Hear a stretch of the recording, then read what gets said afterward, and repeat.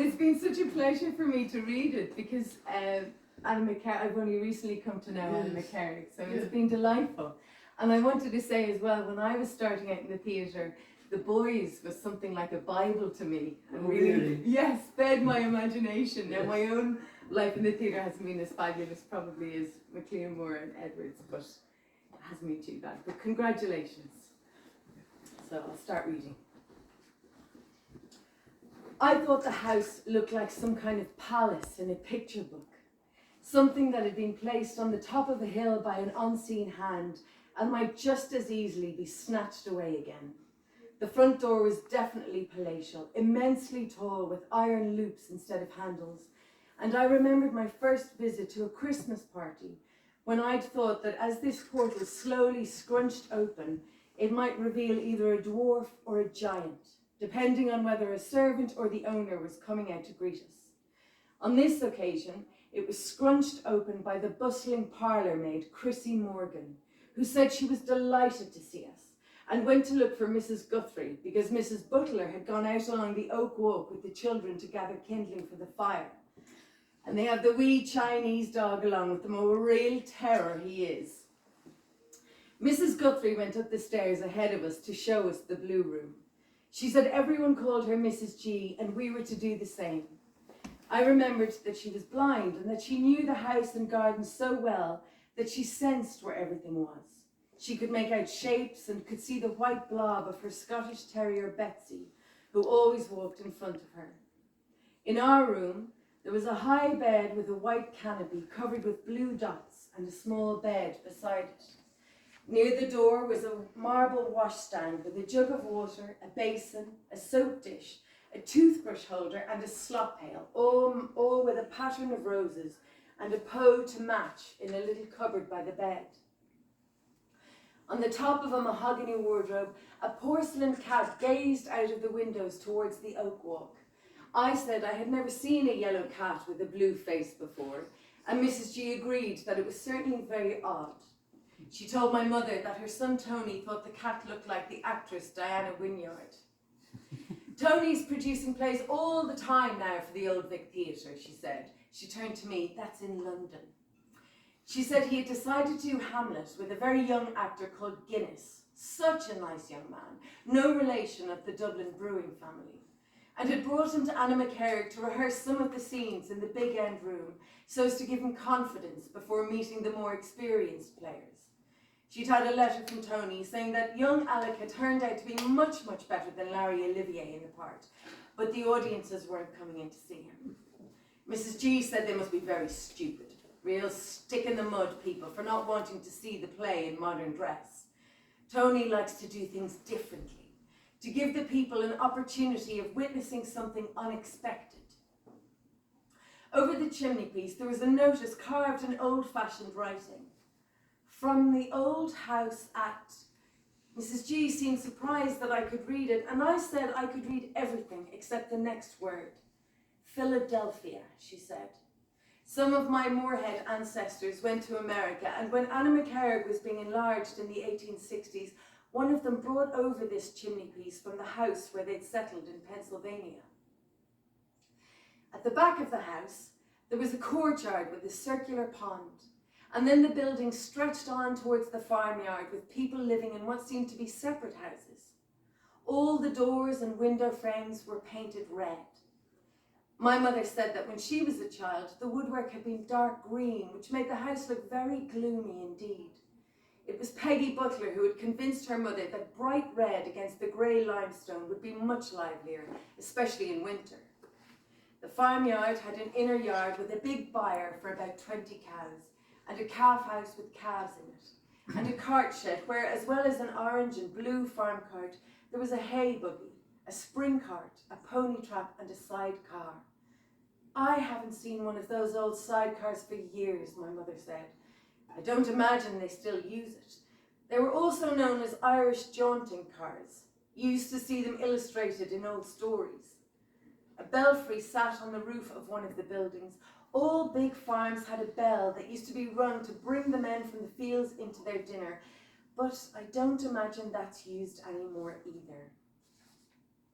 Next to the kitchen there was a scullery, and next to it the still room, always locked, where Bunty kept the bottled gooseberries, plums and greengages that were labelled and stored for winter. There were smaller jars of raspberry, strawberry, blackcurrant and blackberry jam, as well as crocks of eggs preserved in isinglass. A covered passage called Bob's Entry, because that was where Bob Burns presided over the turf and logs and the oil for the lamps, led past sundry storerooms to the outside world that continued with the terrace of houses that contained the dairy, the laundry, the ironing room, and then the Daly family's house, which you approached through an arch called Daly's Entry.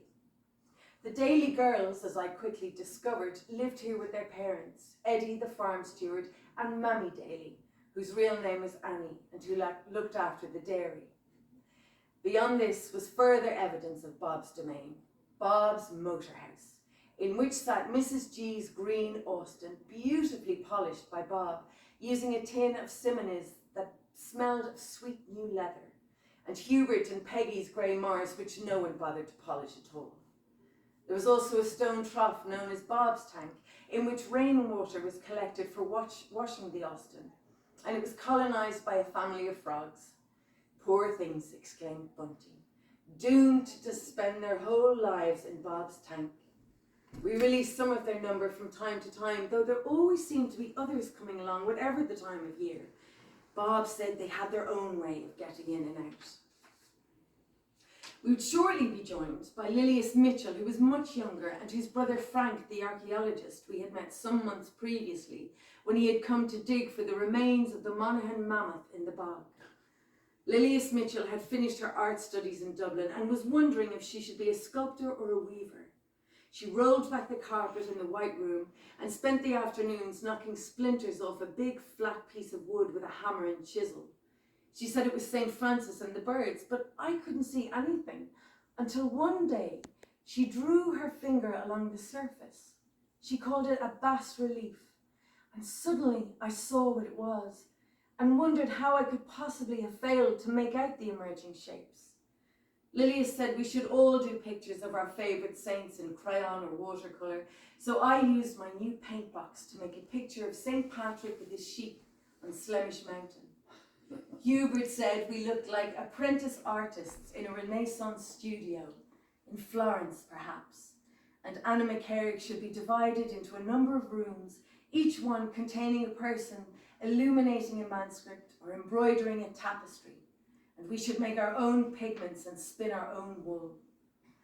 Every Wednesday at 12:30 we went down to the big drawing room with Lilias to hear Miss Anne Driver in Music and Movement on the BBC. Now, children, here is your Uncle Humphrey, and he's going to sing a lovely song all about an Eskimo child on Baffin Island dreaming of the melting snow and the coming of spring. And after we had listened to Uncle Humphrey, Miss Driver would tell us to spread out as the piano went tinkle, tinkle, tinkle. When we weren't imagining we were pixies in a wood, we were lupins in a herbaceous border. At exactly 1 o'clock, my mother and Peggy would come in with Mrs. G and Bunty to hear the news on the wireless, and we had to leave the room very quietly because there were important things they had to know about the war. This was the first of many returns to Annaghmakerrig, where we stayed sometimes for as long as a year, sometimes only for a week or two. It was now 1941, and that winter and the one after it were said to be the coldest ever known. The lake froze. Only a few very old people like Susan Atty McKenna, who lived in a kind of witch's house on the edge of the pine wood, and Robert Potts, who was Mammy Daly's uncle, could remember that happening before. We watched the swans flying in, their great yellow feet sending up a spray of snow as they slid to rest on the unexpectedly hard surface. Word came that Mickey Joe McGoldrick had ridden his bicycle for half a mile up the lake with no sign of the ice cracking. And then Bunty and her dog Topsy walked right across the deepest part of the lake from the boathouse to Kilmore, and that was the signal for us to clatter out onto the ice.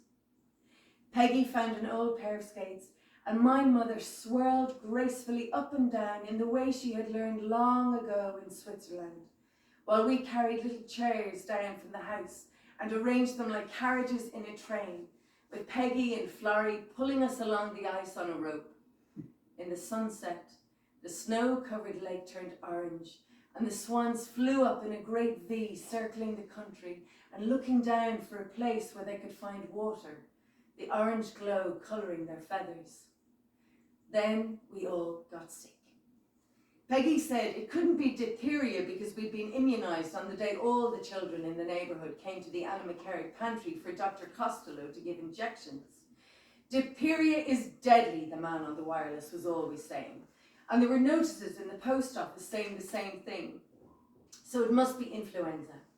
And Bunty said it was most important to keep warm because influenza could turn into pneumonia.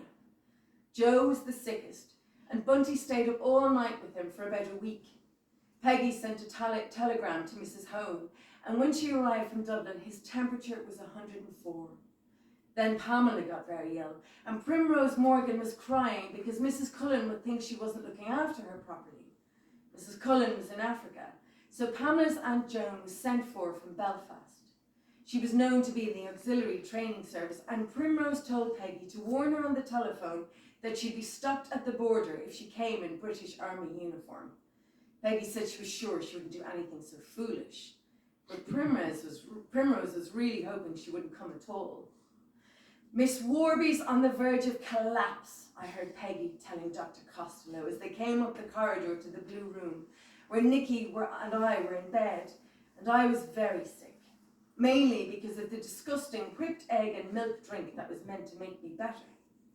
Dr. Costello said we were so lucky that Miss Warby was a qualified nurse. He looked down our throats and made us say, ah, and then his toe kicked the Poe that was peeping out from under the bed, and it went ting, and we tried not to laugh. This is my hospital, Bunty Warby announced, bustling around the rooms, which she called her wards, imagining herself back in Tunbridge Wells.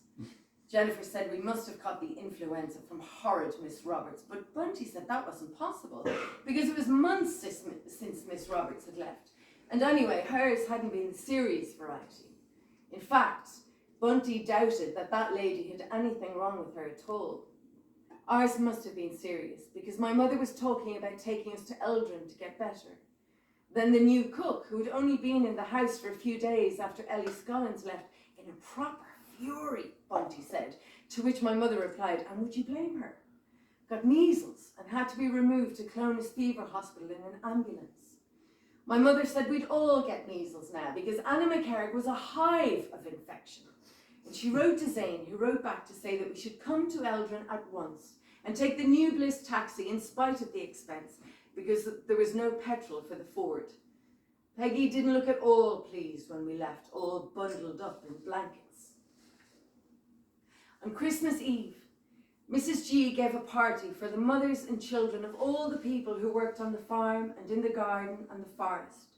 The Dailies, the McGormans, the McGoldricks, the Maguires who had moved into the Doohat Gate Lodge to replace the Magahis, and people from further away whom we did not even know. All the children sat round the oblong table where there were currant scones, cream buns, chocolate eclairs, jelly cake, sponge cake, marble cake, and a big Christmas cake with a frilly paper band in red and green. Bunty and the new cook, Susan Murray, had been making preparations over weeks of stirring and kneading and baking. Mrs. G sat at the round table in the window with the mothers of our guests and nibbled shortbread, while our mothers and Lilias and Chrissy, Florrie and Primrose Morgan handed round the tea. Then there was the Christmas tree, so tall that Brian McGoldrick had to cut off the topmost boughs to fit into the study. It shone with 100 candles, and the floor round its top was piled with parcels of pullovers and gloves and scarves, which Mrs. G and Bunty had spent the whole year knitting when they weren't knitting for the soldiers and sailors. Then we all went into the drawing room to play oranges and lemons, though there were no real oranges and lemons this year, and the farmer wants a wife. And Mrs. McGoldrick got pulled across the line by wee Benny Maguire, and everyone cheered. Then it was time for the guests to go home, their flash lamps flickering as they moved through the dark fir trees and the snow. When they had gone, Lilias played the piano for carols, and she said that next Christmas our fathers might be home. The night was very clear when we went out on the front steps looking across the white lawn with the black pines fringing the silver lake. And then the moon came up on Mullamore, and over beyond McGoldrick's the star of Bethlehem shone out. I was now 7 Christmases of age.